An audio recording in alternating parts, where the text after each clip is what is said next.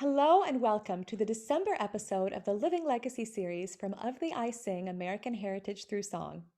I am Audrey Johnson, founder and soloist of the I Sing, and it's my joy to welcome you to this holiday episode of the series.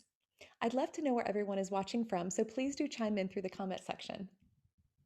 The mission of the I Sing is to bring American heritage to life through music, and a cornerstone of this mission is the support of contemporary American composers, because they are the living legacy of our nation's musical heritage and culture.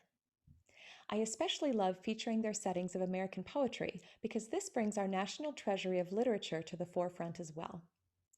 I believe deeply in our nation's music and poetry, and I am honored to be an ambassador of this music with the vision of bringing people together through the power of song. This series gives us all the chance to get to know these wonderful and important American artists, and I feature a different composer and one of their songs in each month's episode. Today, I am so excited to have Ronald William Hill as the featured guest. Ron is a longtime and dear friend of mine and was the featured composer on the premiere episode of this series in June. And so it is very special to have him back for this holiday episode as we celebrate the season and look forward into the new year. Please join me in welcoming back Chicago composer Ronald William Hill. Ron, welcome back. It is so great to have you. Thank you. So I know that because we were able to find out so much about you, so many wonderful things about your musical journey in the summer. I think today what would be so great to find out from you is as a composer, as a musician, how you have been coping with this pandemic. I think of course we have all been so adversely affected in countless ways as individual as we all are. But I'd love to know as a composer what this process has been like for you and maybe how hopefully you felt like you've made the most of it. Well, for me, I can't say that I'm, the ultimate example of success during this time. Uh, but I will say that the one thing I figured I could do if I couldn't perform uh, and so forth, or have others perform my music, the thing that I still could do is keep creating Hmm. because you can always create. So, whether or not, people could actually actualize their creations and put them there in the physical universe with an orchestra or a singer and a piano and a whatever, however it would be, um, at least you could still keep creating the future, right? It's important for us as artists because we do create the future. We actually, create the future for the culture. Yeah. We put things there that people look forward to. They're drawn to. They think about. They go, whoa, maybe it could be that way. It could be better or whatever. So, it's important that you just keep going. So that's what I did. I the isolation thing was a killer, right? I mean, it seemed like a killer. But the way I look at it, look, we're beings, right? We're all isolated to some degree from each other, and inside of this isolation, depends on what you put in there, right? You have to put something there that's going to be survival for you and survival for others, hopefully. And as a creator, like the best thing to do is create, just put something out there. So I have like a few things I've thought about in terms of how I do it, and so I'll share those. One thing you may be creating already and not know it. Oh, There's things that go around in your head, right? The little tunes and the little snippets. Like I enjoyed your last composer. Rick Soash. Yes, Yes. absolutely. What he said about how you get this little idea. It can be very small sometimes, and Mhm. and it just kind of says, do something with me. Yes. And I thought that was so wonderful because I have the same experience. That's must be universal. It just, it wants to survive. It wants to be put out there and so forth. So like the things that you're humming in your head, listen to them. Mhm. Actually listen to yourself. Like what's going on in there? Maybe there's something in there that you just haven't connected up with, you could pull out and do something with. So listen, um, play with it, whatever it is, that's going on in there, and you might have a great time. Yeah. Um, it's a time where I looked at my old like notebooks and pieces of paper and things that I'd saved, little snippets of tunes or something, So like, what can I do with those? Oh yeah, I remember that, and sometimes some melody or something that you thought about a long time ago, maybe you thought it was gone. Hmm. Well, guess what? It can be recreatable. It is almost always. So there's some more resources for you. Do you have some piece that, or a version of some piece that you left incomplete? Well, get in there and complete it, obviously, right? Hmm. Um, is there something that you created that you need to put in writing? I'm not guilty of this at all, of course. uh, I've got things, that I have played and played, and people recognize them now and whatnot, and I still don't have them down on paper. It's scary, but but just like finish it and just have a good time. The thing is, like when you're creating and you've got something in mind that you're working with. I don't know about you, but for me, just life is so much richer when you have that going. Like you're working with something and you've got the burning desire to put it there and let others hear it. And during that time period, like everything to me, life looks better. Hmm. Literally, things look brighter. Yes. Yes. Yeah. Definitely. Like before, like for you, I bet before a concert or one of your shows that you're doing with your current program there, it must be like you know you get really excited, electrified about life to some degree, right? A lot more than if you'd had nothing like that going on. Absolutely. It's so true. And like you said, oh, colors look brighter. I Yeah, think they look richer too. It's like you see the richness and the differences in color just around you when you're yeah, more engaged artistically. And I love, Ron, what you're saying. I think your specific advice certainly is the most accessible and the most relevant for composers. But certainly, I think it would not take more than a moment to see how this could transfer to any artist. absolutely. And from there, honestly, anyone, whether they consider themselves to be an artist or not during this time, that it can really be, we are all creative beings. We are all beings that have, a wonderful, rich inner and creative life. And I really do hope that for all of us, we have found, maybe not throughout the entire course of this long pandemic, but I hope that there have been moments for all of us when we've given ourselves that permission to take a moment and, like you said, to have that introspection, that reflection inward, and to really see all of the beautiful things that we all have to offer each other, and how important it is, especially now, again, when we are so isolated, as you said, that will really rejuvenate us in our isolation, but it will also enable us to still have those connections to the utmost extent possible during Yes. this time that we're so separate. So thank you so much for all of those wonderful insights and the energy in which you are giving it. I think this time has been really challenging for a lot of us, mentally and emotionally. But I just love the way that you have been so resilient. And it sounds like the way that you have found that resiliency is to really lean on your gifts, which is just the most beautiful course of action I could imagine. So thank you for sharing that with us. And I really hope that can be something that we all take a piece of and make it work for us. That's great. You're you're very welcome. You're very welcome. And remember the last time how I told about how I take walks, and if Hmm. I run into a problem with a piece, Yes. that's another recommendation I have too. Is just like you know take get out there. The thing that this thing of stay at home thing. Uh, uh, uh, uh, Forget it. Well, You know we what I mean? can, because Yes, we do can if do you it if you have safely. a We can wear a problem. mask and be respectful and be safe. Exactly. Yeah. Of course, do that, and I do that. But the thing is, get outside, get some fresh air and sun, and move outside. Move and look and observe your environment. I'm telling you, it's a practically a remedy for anything, any stuckness in life, whether it's on a creative project or in life in something with your job or in your family or whatever. It's just a great panacea, I think, for just about everything. And yeah. Yeah. Definitely. And again, like how you say you've incorporated that so Yeah. intrinsically into your creative process. I'm sure for you that was just, doubly important during this time because it Yes. kept those creative juices flowing and it kept you sane, Right. connected Right.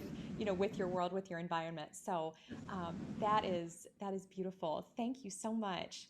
And so I'd love to know, what so you gave these wonderful pieces of advice, finish what if you've started things, or don't be afraid to let those creative juices flow, listen to those inner thoughts and inner sparks, of ideas. And would there be anything particular that you would like to share, any triumphs that you have had with your Well, creative work during this time?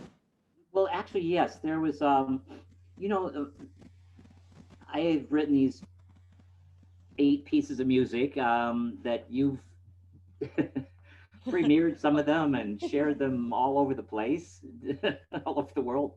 And I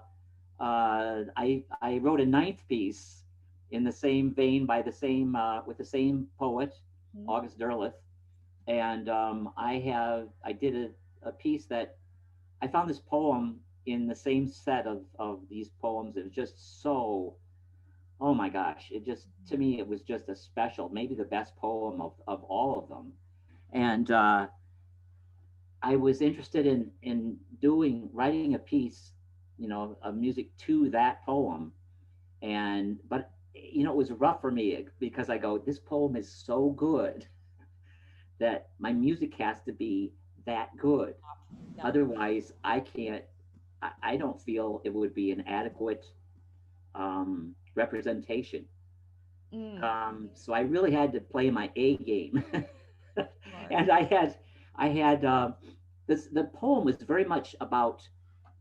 It's about an old man who, at the end of the summer or beginning of the fall, he goes out to pick wild grapes to make wine, and the poem is so, oh my gosh, it elicits so many senses and observations and whatnot that's so specific to that um, activity Mhm. and that part of the world, right? Which is a part of the world like where I grew up in. And I think that it was really interesting because I wanted it to be a fall poem, autumn. Had to say autumn. And here I was with my I in my apartment. I have a piano that's sitting facing out to the outside, so the nice big wide view. And of course, it's March and April, and it's like the end of winter, the dreary winter, and the beginning of spring. And there's all this spring starting to happen, but I have to keep creating fall. Mhm. So it was a real win for me. The power of create, of like the power of the message I want to get across is, despite distraction or Mhm. other input. Sure. And for however I did it, I feel like I did a really good job of conjuring up autumn and the feelings and the emotions and whatnot of this poem. And I I have to say I was very very um, uh, amused, um, and also I it was a validation when the pianist that I'd given the music to told me that he had played it. He was playing it in his home, and his wife heard the piece, Mhm. and she didn't know anything about the piece. He hadn't told her the name of the piece or the poem or anything. And she comes out of the kitchen or something and says to him, "That is so fall." So I felt like, okay, I achieved my goal. it, Yes, it communicated fall. absolutely. Because this was in what month was this when he was playing it and she came in? The end When of July, early August, or whatever that. Okay, sure, but it wasn't okay. So it was summer, not quite fall, and so Yeah. that transported her to that time, it wasn't that she was inspired by what it looked like outside or something else that No, she'd been listening to no. probably. It was And very screaming summer at that point, yes. yes, absolutely. Well, and I think too, isn't that just the transportive power of the arts of music, that it can transport us to a time and place that's not anything like what we're currently experiencing. And, thank goodness for that because, especially now with these times that we're living through, I know for a lot of us, music has Out of given here. us that. Yeah, I know exactly. Well, right, but and we can say get out of here and we can wish it away out, outside and we can do everything we can, in that way. But when we need a break, when it isn't coming, Yeah. from the external, thank goodness we have the arts and music to, to allow us some respite there. And Yes. congratulations to you, like you said, for really bringing your artistry to a whole new level with what you were able to achieve. So your cycle is so special because each of the songs is a little vignette. It's just a little portrait of one of the people that August Derleth grew up with, right? And so because of that, we have a cycle that is shared by a mezzo soprano female singer and a bass baritone male singer to do the respective vignettes. And so this song that you're talking about that kind of rounds out this cycle um, is another for this bass baritone. But the cycle as a whole actually starts kind of, zoomed out, if you will, with a prelude piece called Snowy Night, which is the piece that you will all hear today. We're so excited to share this with you. And Ron, I would love to know from you if there's any particular story about Snowy Night, about how this particular piece came to be for you. Well, I love this poem. Um, the poem to me was just like so intimate to a person, encountering snow, and it has kind of spiritual overtones of Mhm. darkness and light and so forth, and um, it's it just I don't know, I thought it was beautiful, haunting. Yes. Um, so I wanted to create a piece that was like that, Mhm. and I I wanted to do something for my own in memory of my piano teacher, who I loved dearly. She was actually a cousin of mine, and she was a wonderful, wonderful, talented, multi-talented person who created so many good things with musically with her family and whatnot. And just like she was a real mover and shaker, and she inspired me. And then as I grew up and um, started doing things and composing and whatnot, she was always very impressed with that and so proud of me and my achievements and so forth as I was a young man. And anyway, but she passed away at one point from multiple sclerosis, and it was just a shame to lose her to the world, And so I asked her children, if what sort of a piece, and they said, well, maybe this or maybe that, and I said, okay, I think I've got something. Here's what I have to offer here as a memorial piece to her. And Oh, piece had a long time of actually not getting off the ground. I it was going to be premiered at a Christmas get together, and that didn't happen. And it was just like, oh, what is it with this? I love this piece, but it's doesn't seem to want to happen. And finally, it started taking off and had some performances, and um, it's been very much, people tend to like it, and I like it myself. It's a very nice piece that fits in sort of a niche that isn't there too much. Like there's a lot of Christmas pieces, hmm. but there's not a lot of winter pieces. It seems like. I mean, there probably are, but you know, uh, maybe none that are as accessible, perhaps, as Christmas pieces. So this is a nice piece that you can do in the winter time. It's not with a Christmas theme, but in a sense, it is a Christmas theme. I think, it's kind of I uh, yes, in the should most be viewed sacred that way as sense. well. Hmm. Yeah. Yeah. So Well, that's kind of how it started. I love that. Thank you. And yes, absolutely. I could not agree more. It is so accessible, both, musically, the way that you've written it is just, instantly something that anyone I think would be drawn to. And as you also say, the words, it has to do with a lot of, with the beauty of the snow, against the light, of a lamp in the middle of the night. So we have a lot of these images of light and dark, like you were saying, which I feel, in a way, we have that spirituality, but it's one that I feel, all persons of faith could have a really strong close connection with and have that be a very meaningful experience for them at Christmas and at Hanukkah and Kwanzaa, and all of these Everything. wonderful Yes. celebrations of faith that we share as people, during this Right. holiday season. So it's just a wonderful contribution to that and a wonderful way to celebrate. And we're so excited to share this piece with you all. Ron, might I ask you to read the poem for us so that we could experience the words before we hear the music? Sure. Okay.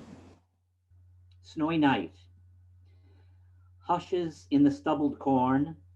Along the fence line comes windless down on pasture's edge the snow. In the lit town, the fine flakes sifting down make the streetlights show as flowers, chrysanthemums. Snow lies thickening white on bowls, on fence posts, and under lamplight bright as day. The solitary walker on his lonely round, hearing whispered, wordless voices all around, would not think anything so animate, so white, could come out of so dark a world as night. Thank you. That's beautiful. And we were just saying, aren't we all solitary walkers now more than ever? Walking and having these experiences seemingly by ourselves, and how poignant and meaningful those can be. So thank you for sharing that. That is just beautiful.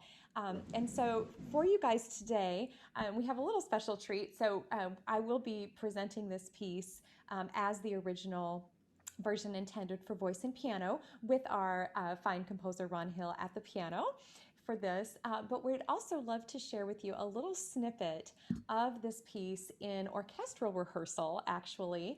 And this was from right before everything started to get shut down in February of this year. And this is with the Worcester Symphony in Ohio, because after we did a very preliminary recording of this cycle for voice and piano and sent it to some various contacts, we had the wonderful opportunity to perform this in a newly formatted orchestral version, which you did, Ron. And this was, I think, your first big orchestral task that you had, where music was not originally written for an orchestra, but Yes. then, okay, yes, I think that is a fascinating thing. Would you like to talk to us about that?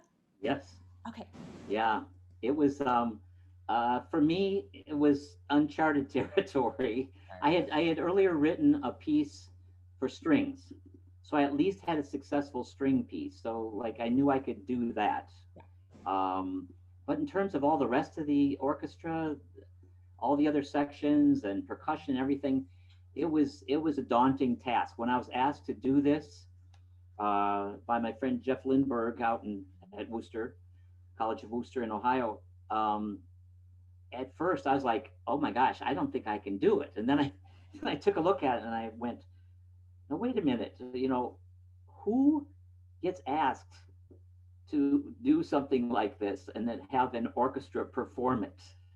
Like, when is this going to occur otherwise? Mhm. So, I pulled myself up by the bootstraps and said, yes, I'm doing it. Good. Yes. So, it was, I felt like I needed more training. Hmm. And you're going to laugh at this, but um, most people who are compose, I think they pretty much they study orchestration in college and put some definite attention on it and so forth. Well, I mean, I had a theory course and I did one little orchestration of a 16 bar piano piece or something for Yeah. for a small orchestra, but this was 45 years ago, and that's like not adequate to do what I was about to Yeah. do. Yeah. So I got myself a course online, believe it or not. And I found a course on orchestration, and it looked legit and it looked like a good one. Got it for $10, Oh my goodness. believe it or not. Anyway, I took the course and I learned a lot. And Hmm. I said, okay, I guess I'm ready. Yeah. And away I went. And I thought, for me, maybe the best thing I could do is like take some piece, some little piece, something I'm not too serious about to start with. Mhm. So I chose a piece that we had talked about doing for an encore piece. Yes. Yeah. She's rolling her eyes for a reason.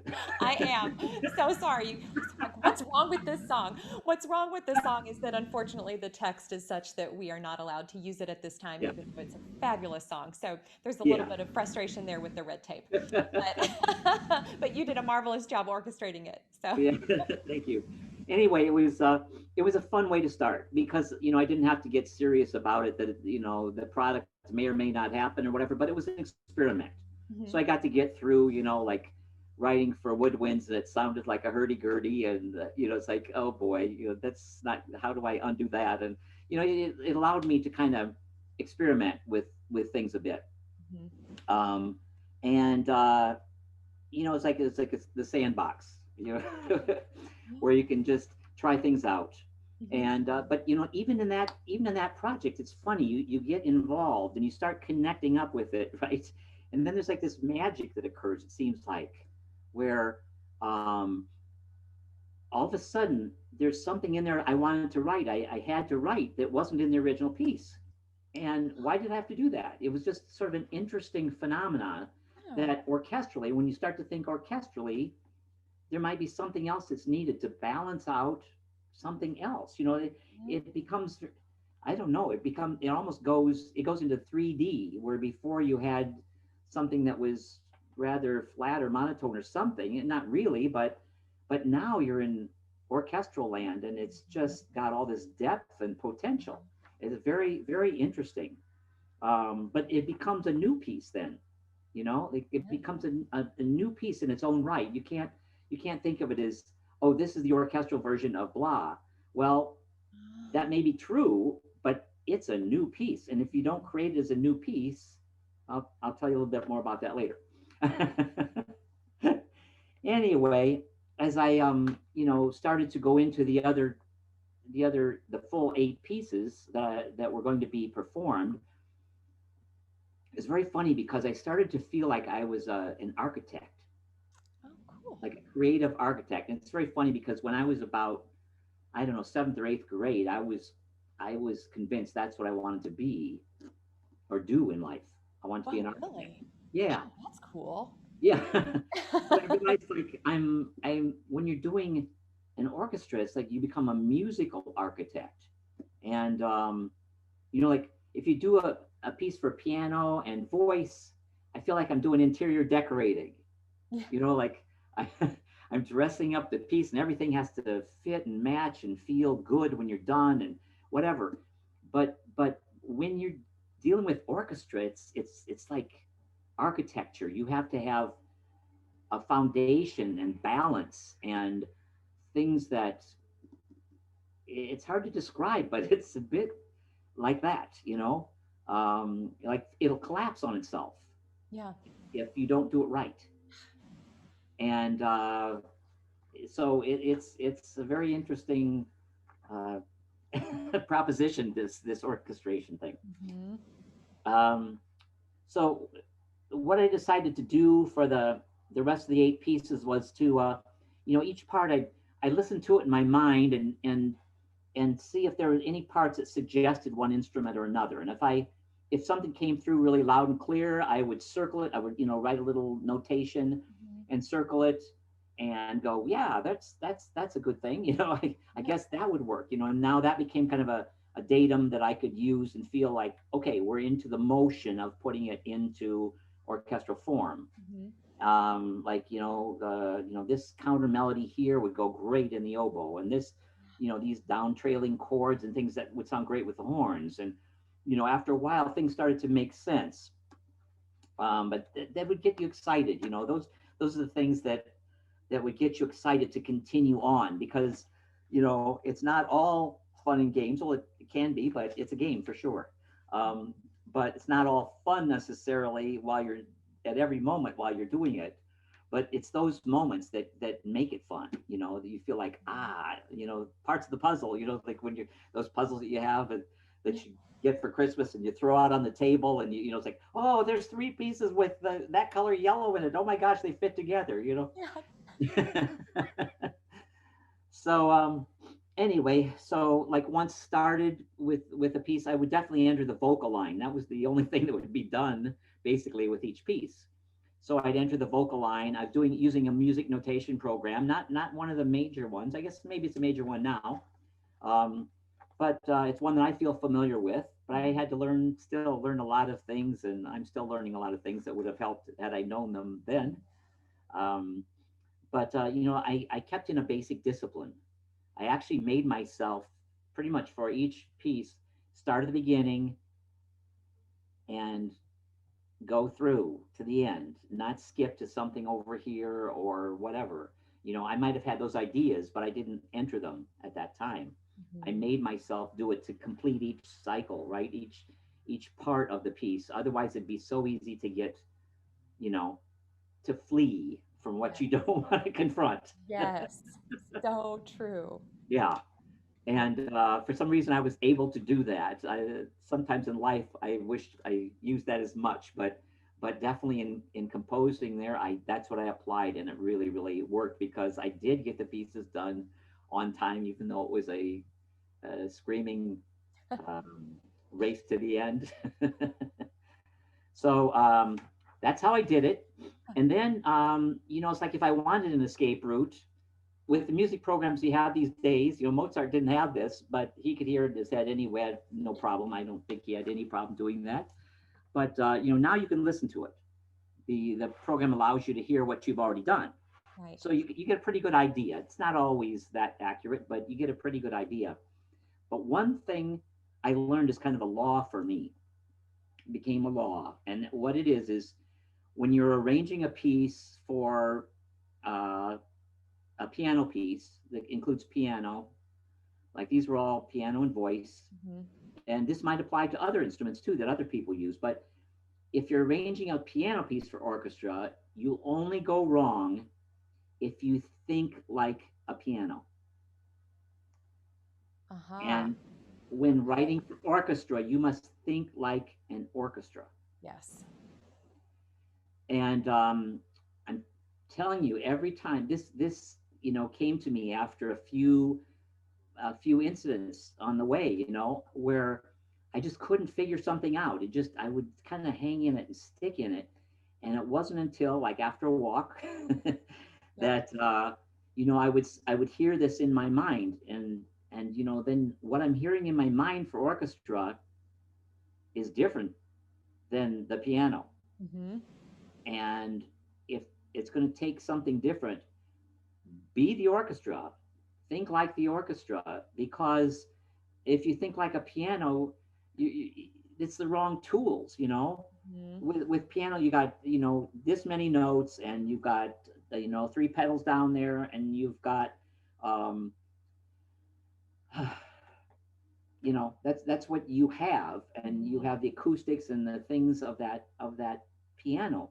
But Mhm. with orchestra, you have other things you could do, and it's done with wind, with strings, with Sure. whatever that creates Brass. that Mhm. sound. And you can go wrong if you just kind of think like the piano, like just because this is all triplets, triplets, triplets, that some one instrument has to do triplet all the way through. So no, no, no, no, no. Yes. Okay. That makes sense. Yeah, yeah. Wow. But what a good experiment in thinking outside the box for sure, especially as somebody who, you are so often a song composer of voice and piano. So I'm sure that's just not the normal mindset that you're in, and having that expansion there of what could be possible and what you might need to do to get the best result.